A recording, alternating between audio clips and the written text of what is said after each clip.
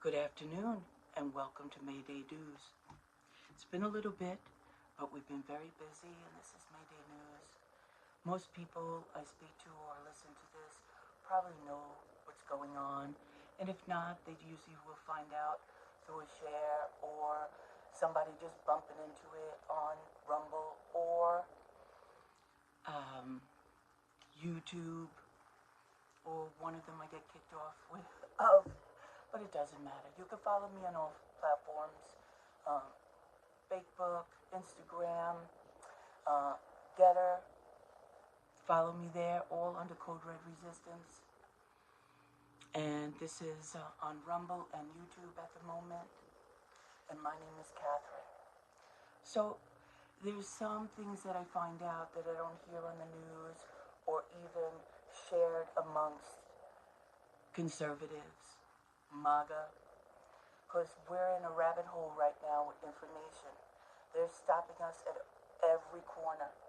I know people are getting, 1 hours now, 24 hours, can't post. But I remember in 2020, how soon we forget how things just all of a sudden change. After January 6th, a lot of us were blocked for like 48 hours, a week. It was just really strange. So we know they're still doing all this in the background. And it just feels like a battleground, though. We're trying, but we might be even just speaking to each other at this point because of the division within the internet and the way they could just fix it the way they want it to be. That's a big rabbit hole, and I don't trust it.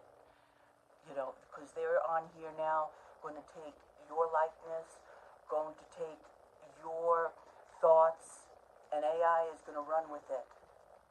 So you will compete with AI.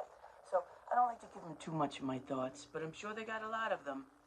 They've figured me out already, like most. I'm a very patriotic woman, believe in American first principles and values, and I know we have a long way to go in regards to fixing this ship. Now, I don't know if it's completely sunk yet, but it sure looks scary, and what will emerge is only going to be up to God at this point. We have to acknowledge that for our own sanity. So, now, like I said, there's been a lot of information going left and right. Here in New York, we have a lot of seats up in state and the Senate. So we have a lot of primaries going on. Cara Castronova, who got all the signatures she needed to get on the ballot, but we have Ed Cox, who is the GOP head chair here in New York. Make sure he gets his people in, the people who would pay attention to what he wants. We know it's a cesspool. I know a lot of people use swamp, but someone said that a swamp is a great ecosystem, so why should we call it a swamp? And I think it's correct. So it's a cesspool, which is obvious. We all know it. Those who are paying attention might turn around and say, well, we know this is how it's been. There's a segment of people like that who know this is the way it's been, so they do nothing. Then there's who never voted before, and this is a good reason for them not to vote. So there's a large segment of those people that whatever's going on is going to have to affect them. And I think we've all seen that it has affected them in more ways than we could ever imagine. I live a very quiet life, and I like that because I know what kind of outside life you can really have coming from Bushwick, Brooklyn. It's a total different world, so I know when. Good job. Okay? So there are so many things going on since we had the Easter catastrophe and, poking everybody in the eye, and we've gone over that. We had Dearborn, Michigan. They had rallies out there. I think I might have a video of that rally. Maybe not. It doesn't look like it. Maybe that's a good thing. I think I had. Oh, yes. It was Muslims chant death to America. That's why I always tell everybody, we are the new Jew. I mean, if that brings attention to it, the language I use, if that's going to help you understand where we're at politically, economically, socially. You have to realize when they're coming for the Jew, they're coming for you. Same thing for Trump. When they come for Trump, they're coming for you. And it's obvious. And they do go in pockets here, pockets there, neighborhoods here, people there. It's very strategic. And we don't have any plan for that. Not yet, because we're not that devious. You know, they're rainbow jihadists now are basically worshiping Satan with this agenda, and they have no idea what they're signing up for.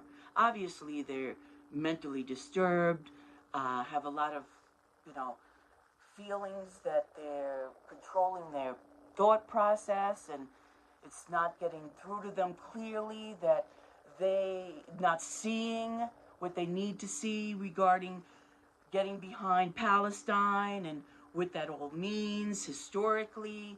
I know people have feelings. I mean, I'm watching Jewish people making posts on Getter about, Israel and how horrible they are and how they got to stop they keep on using this word, genocide, Holocaust. You don't understand. War is war, but we can't use words like Holocaust. There's no resemblance to a Holocaust. These people are not putting on cattle cars, heading to gas chambers and work camps. Stop changing the language. Just like OJ passed away, God rest his soul. Domestic discourse, they called it. Well, we know it was domestic violence. It's the language. People, they're always trying to change the language, and they do it successfully. And a new round of people wake up, and it's a new language. And meanwhile, there's old language. They just changed the language. So the old people might get confused about you. No, if you're paying attention, there will be always new language. But it's the same game. And the more people wake up and understand this, and could adapt to their switching language and names of things, because if they don't protect the man, if you don't stand up for the man, you can't protect it. If you don't stand up for the woman, you can't protect it. If you don't stand up for the baby, you can't protect it. And that's a whole new social engineering issue we have going on. There are multiple facets within this country. We know that we're all screwed. But to me, what's most important, Mayday News, I watched Huckabee. The numbers are not that great, obviously. We're all being censored, even Huckabee. So you will have to go to his page or go to YouTube or TBN, I think he was on, and then he's on Newsmax. So there are sites that you could watch his show. But he had something that happened in March. I'm going to go right to that because I think that's most important than me. What's going on today with the judge in New York. This judge right here, he is like a real winner. All right. He's criminal trial for Trump now. And his daughter is nothing but a double, triple, quadruple agent for the deep state, the cesspool. He put a gag order on Trump regarding his daughter and how sad it is, how you're attacking his kids. And only the demented are going to go follow that. And believe me, there are a lot, because it's a group. So it's like a bubble. And once you're in that bubble, you don't want to get out. Anyway, whatever. So this judge here, what is his name? Dirty Judge. Whatever. You read what it says there. He's the judge today for Trump's criminal trial, and he's put a gag order on him about speaking about the trial and his daughter and blah, blah, blah, blah, blah, blah. But this fool here, they could pull something that could be very dangerous with the president. Just cuff him and throw him in jail. I will put nothing past these people. Okay? Also, you have another vote today. They forced a vote. It was an even vote on Friday regarding FISA being able to search and seize anything in your home without a warrant. Apparently, it was an even vote, and one person called out with the flu, and they forced the vote today. So what happens today, April 15, on that, and Trump, we'll soon find out. But on Huckabee, back to Huckabee, which is very important for me. The ATF, alcohol, tobacco, firearms, brand of our government, just criminals with badges at this point. Now I'm going to start showing you this video that is very important that you see.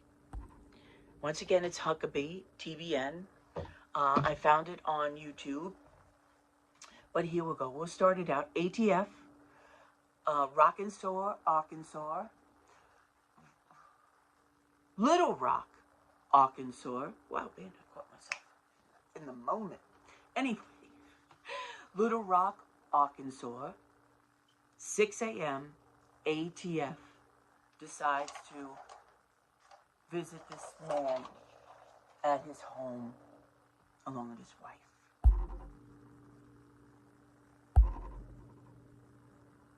On March the 19th, agents of the Alcohol, Tobacco, and Firearms Agency, ATF, went to the home of Brian Malinowski, the executive director of the Little Rock, Arkansas Airport. Now, did you ever hear this story? March 17th, the executive director of the Little Rock, Arkansas Airport. You never heard this story? Let's continue. And as such, happens to be the highest paid city employee in Little Rock. The agents arrived at his home in 10 separate vehicles at 6 a.m., an hour before sunup. They came to his personal home in one of the nicest neighborhoods in all of Little Rock. We were able to exclusively obtain the video. This is from a neighbor's security camera of the police vehicles arriving. No one...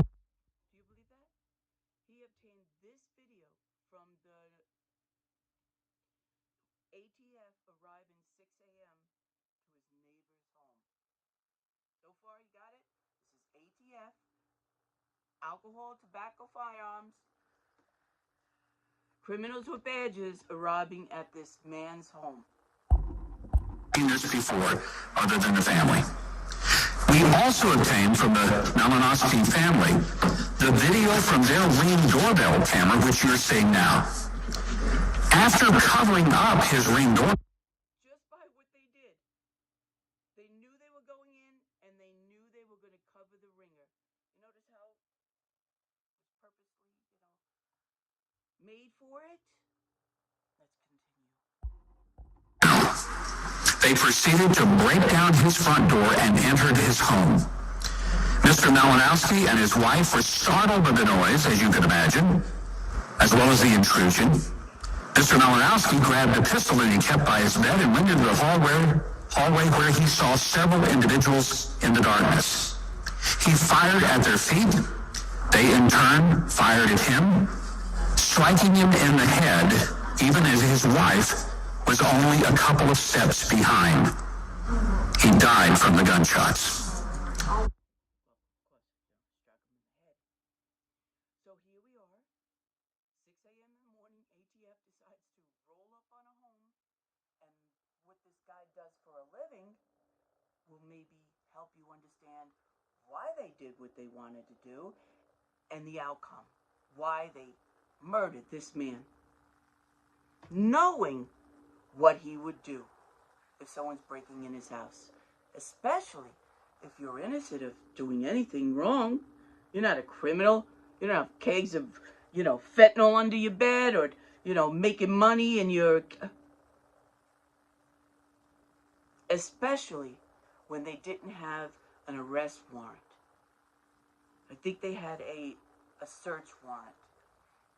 But they could have just, picked him up pulling out of his driveway at one of his, operating jobs that he does at Little Rock.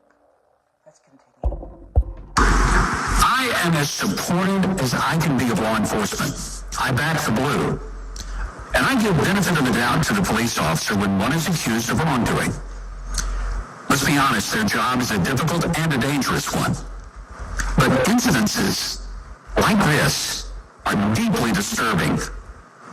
and demand transparency and answers. And the answers have not been forthcoming. The federal agents were not there to arrest him.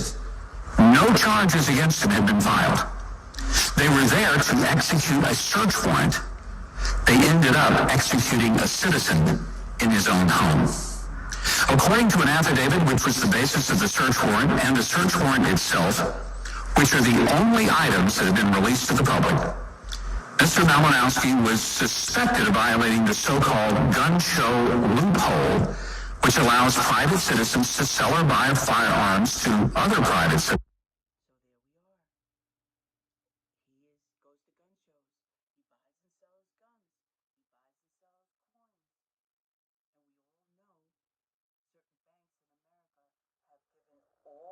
Information to alcohol and tobacco and firearms.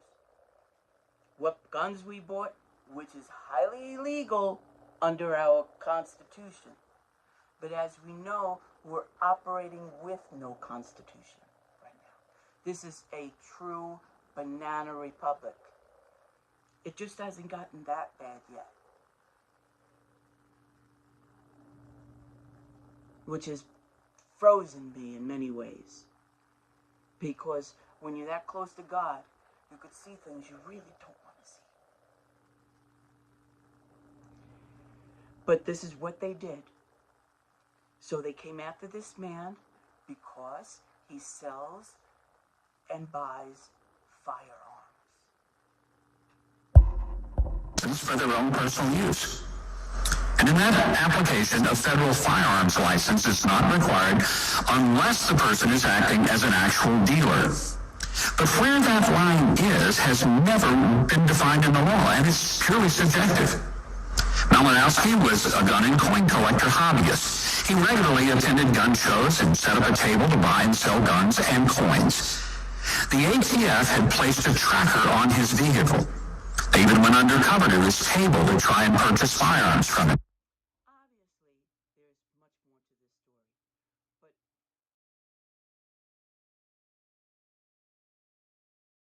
Point, sorry, a phone came in. At this point, it does look like entrapment. I notice a lot of these criminal with badges love to set up fellow Americans. You know, we could go as far back as Ruby Ridge, you know, trying to sell him a shotgun that was a little eighth of an inch or whatever. Their entrapment process is obvious and will not change unless we the people tell them it needs to change. Like the killing will not stop unless we tell them it stops. Just like anything in your life. Abuse, it doesn't stop until you say it stops. And that's what we just need to remember. And that goes for every aspect of our lives. It doesn't stop until we say it stops. Now this criminal with badges, just by what's going on right now, is horrendously wrong. And let's continue. But on March the 19th, he had not been accused or charged with any crime of any kind. One of the attorneys who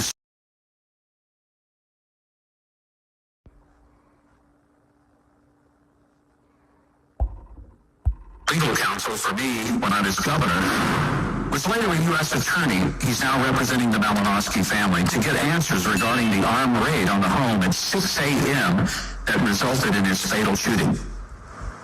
The ATF has been strangely silent in all of this.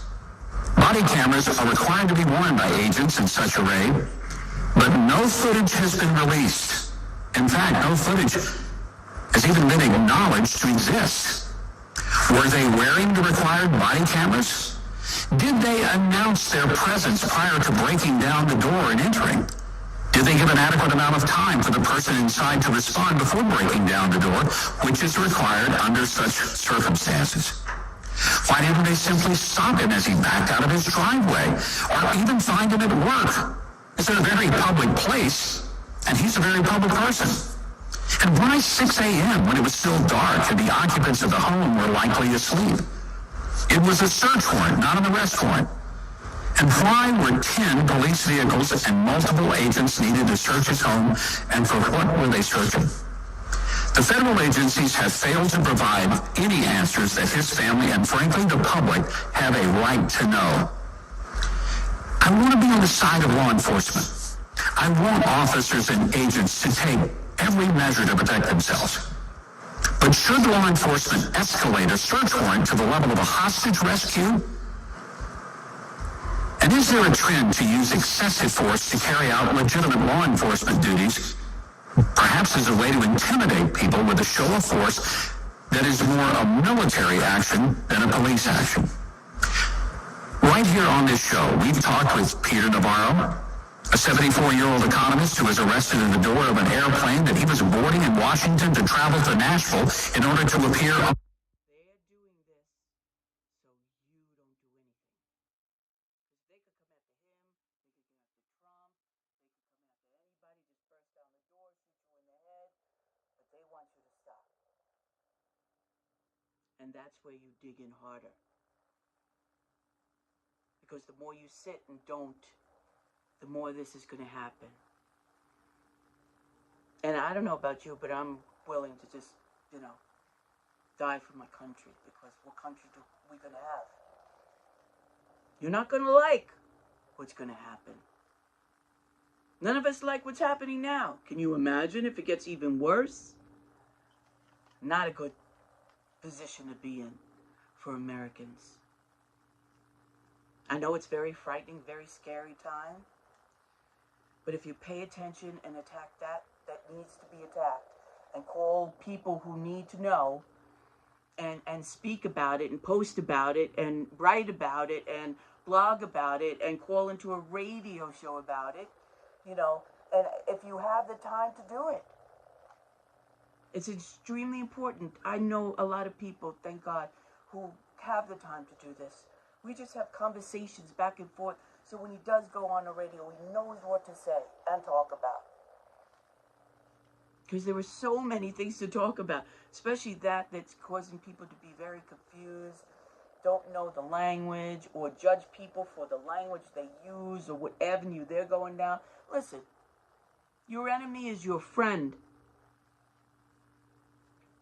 If we keep on going on attacking each other over what is going on, we've got some serious issues. Let's finish up. On our show, he lives 50 yards from the front door of the FBI. So why did they wait until he was at the airplane boarding door to publicly arrest him, handcuff him, and put him in leg shackles? Just last week, Steve Baker, a journalist with Blaze TV, was on this show. He told of his arrest, bound in leg irons. All of this happening 3 years after he covered the January 6th riots at the Capitol. You may remember a few weeks ago, we had Paul Vaughn on the show, a father of 6. And he came to describe his arrest at 7 o'clock in the morning in his home when 4 cars of federal agents arrived at his home and handcuffed him in front of his children. What did he do? He prayed and sang in protest at an abortion clinic near Nashville some 3 years earlier. Tonight, I call on the ATF and the Department of Justice to provide answers as to why people are having their homes raided by SWAT teams for the mere suspicion of process or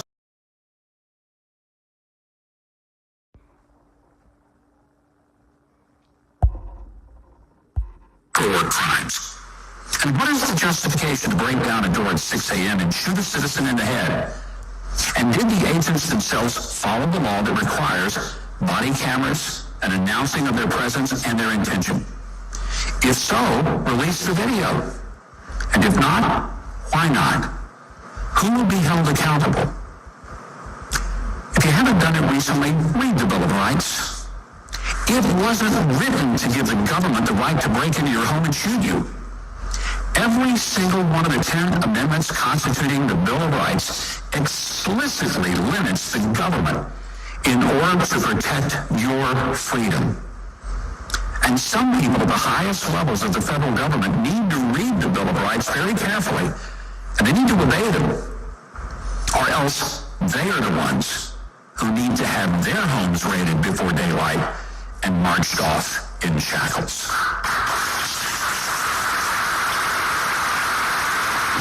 If you I want to thank everybody for tuning in. Please share this. This is a very important situation that happened and needs to get out. Call your congressmen, your senators, let them know, because the more people know about this, the better off we're going to be. Thank you. God bless. Until the next time. This is Code Red Resistance.